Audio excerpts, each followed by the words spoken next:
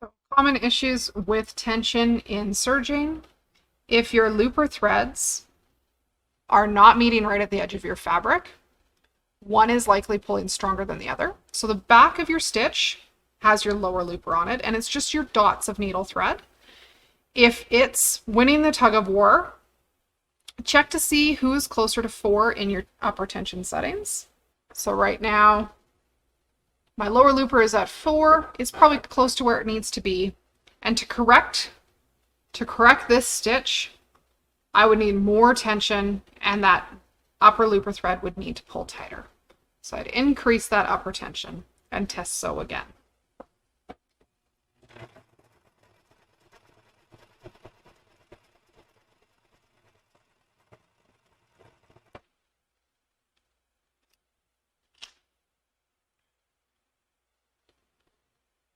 So taking that upper looper tension back to 4, our stitch is now landing back tidy on the right side. So proper tension in that stitch, upper looper tension too loose in this case. The other way that might look, so similar issue on this one, where it's pulling that pink looper thread over to the back of the stitch. It's also pulling up on my needle threads. So from here, if your stitch is pulling too tight to the back like this, I would check that your lower looper tension is not too tight.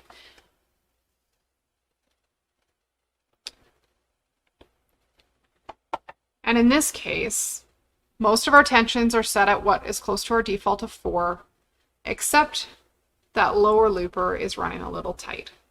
So if we adjust that back to default position and run through this again, our stitch should tidy up immensely.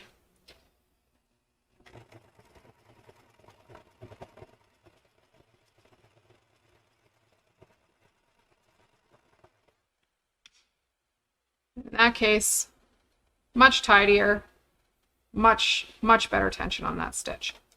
So it's recommended that you do find the baseline for your machine with the threads you commonly use. So you have that point to go back to in your 4-thread serge. Only ever adjust one of your tensions at a time so that you know what solved the problem. And often threading with 4 different colors will make it easier to see the parts of your stitch.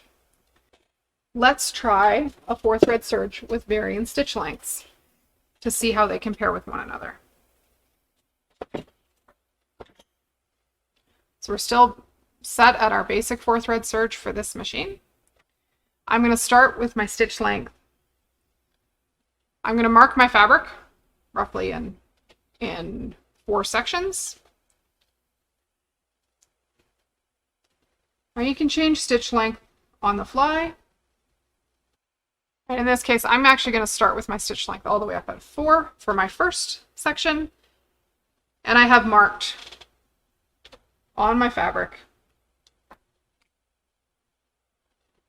where I'm going to change my stitch length as we go.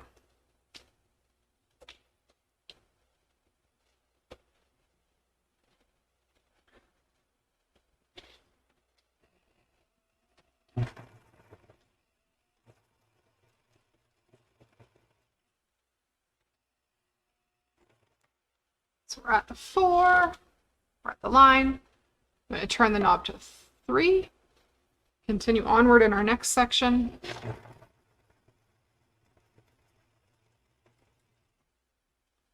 You can move the knob to 2 for your stitch length. Do the next section.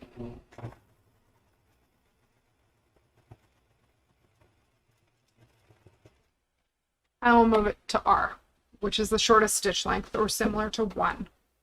The stitch length is measured in millimeters on this machine. You can vary your stitch length based on the project you're doing and what kind of effect you'd like to have, but knowing where that dial is just good to know. Your default on this brother serger is a stitch length of 3. In a similar vein, we can adjust our cutting width from 5 up till 7. I'm going to do the same thing on the other side of this fabric, using a 4-thread serge and changing the cutting width as we go. depending on your fabrics that you're using, you may want to vary your cutting length between 5 and 7. Thicker fabrics often lay nicer with a longer or wider cutting width, and lighter ones will be happier with a narrower cutting width. So the narrower side is 5. Just going to put my stitch length back up to 3, back up to the default.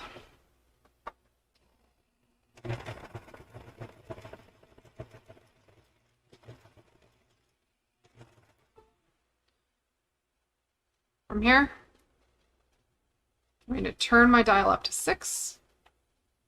This increases the width between the left needle line and the cutting line. So if we're going straight, it'll trim off less fabric, but leave more fabric in the stitch.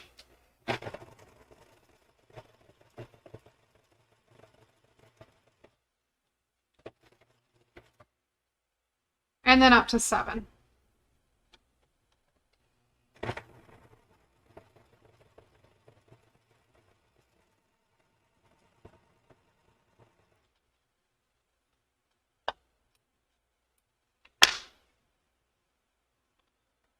So default length all along, but your stitch does get wider in the seam allowance as you change your stitch, as you change your cutting width.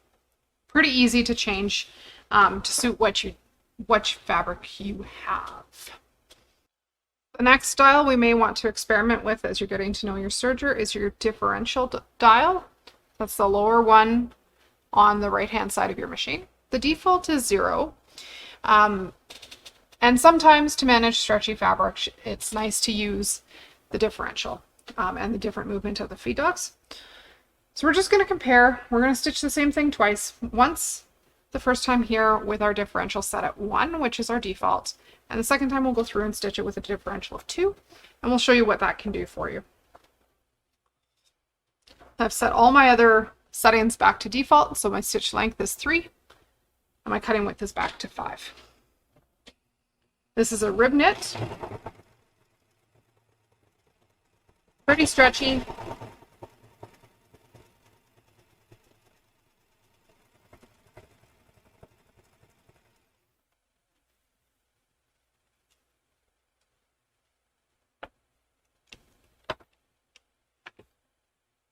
And the first thing you might note is that it bowed and stretched a little as it sewed. So this is quite a common problem with knits on sewing machines as well as sergers, is that your knits stretch as you sew them.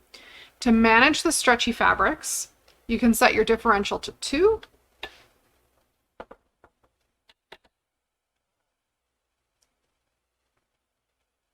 Just going to help manage that stretch as you sew.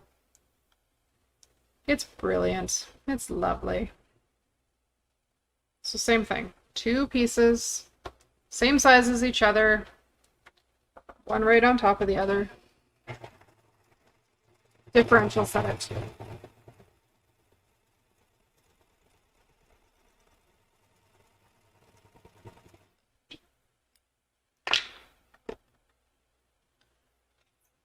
That second case, our piece stayed square. It didn't stretch as it sewed.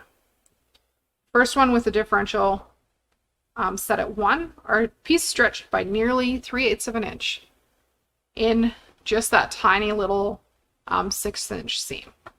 Making friends with your differential will make your serging experience much happier, and you'll be much happier with the results of any garments you might try to make.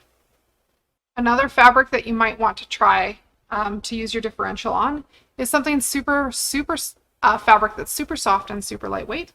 I have a piece of double gauze. We'll start with the differential back at 1. And again, regular cutting width and regular stitch length. And in this case, that default differential of 1 has actually gathered this super lightweight fabric. It's pulling through just a little bit unhappy. But we'd like that to be nice and flat and square when we're all done.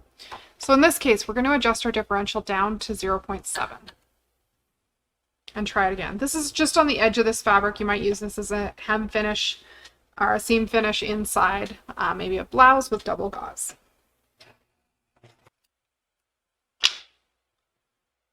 So this time with our differential at 0.7, we've had no puckering. Much happier scenario.